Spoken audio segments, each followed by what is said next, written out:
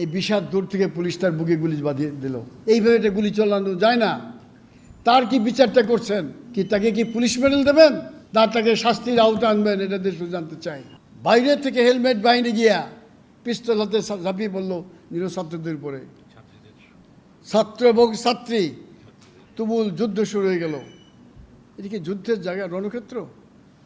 এটা আমরা কাম্য করি নেই যে নিরপরাধ নিরস্ত্র ছাত্রদের উপরে কেন অস্ত্র নিয়ে হামলা করা হলো, কে তার জবাব দেবে? আর কাল বিলম্ব না করে যদি সম্ভব হয় আজকের কালকের মধ্যেই স্পেশাল কোর্ট বসে এটার সমাধান করুন। সময় খুব কম, আর নাহলে গোটা দেশের যে আন্দোলন সরে যায়, আর যদি জানমালের ক্ষয়ক্ষতি হয়, দেশের অপূরণীয় ক্ষতি হবে।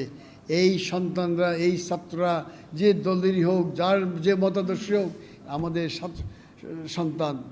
17 কোটি মানুষের প্রধানমন্ত্রী